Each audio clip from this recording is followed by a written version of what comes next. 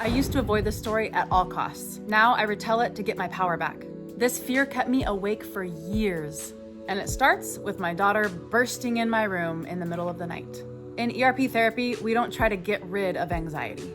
We move through it. The goal isn't to avoid the scenario, but to learn that I can handle it. This story involves vomit again, so listen at your own risk. The door bursts open with a loud bang. My daughter comes in clutching her stomach, and I see it in her face immediately.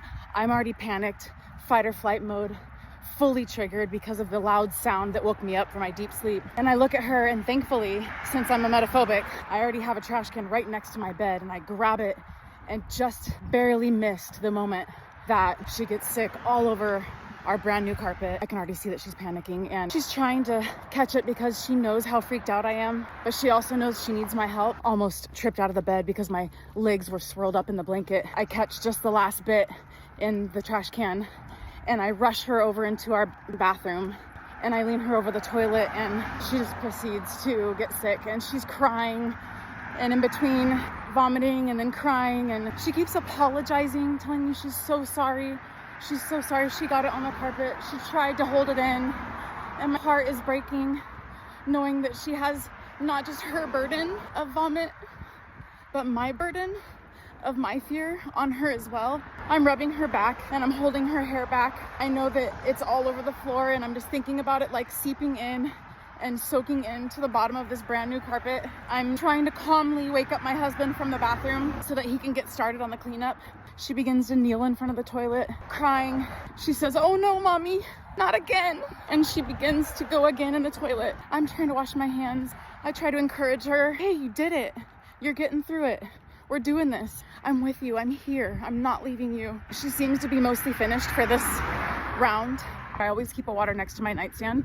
So I go grab my water and bring it to her, and she just really doesn't want to drink it. She thinks it's gonna make her throw up again. And so I make her take little tiny sips, and we just sit there for a little, and then she says, "Okay, I think it's coming again." So I say, "I'm here, let's do it, we're together."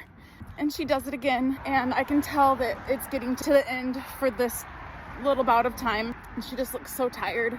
I want her to stay comfortable, so I bring in some pillows, and I just keep the water next to her, keep her taking sips. Eventually she falls asleep. You know, of course, I sit there in a chair and I'm just waiting, watching. I'm so tired, and I want to be with her every second because I know how terrifying it is. And she suddenly opens her eyes. She says, "Okay, I think it's gonna happen again." And it happens again.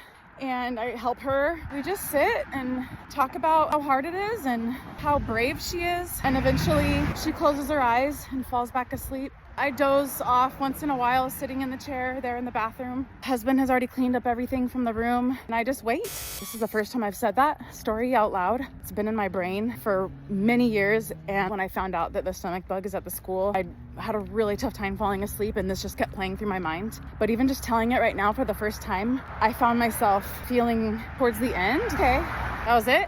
I mean, maybe I need to make this story like more dramatic, and we all do need to end up in the hospital. I'll get there. I'm not there yet.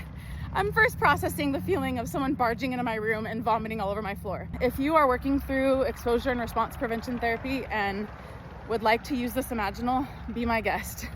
We're in this together. If you made it through this Imaginal with me, you're already doing the hard work of healing.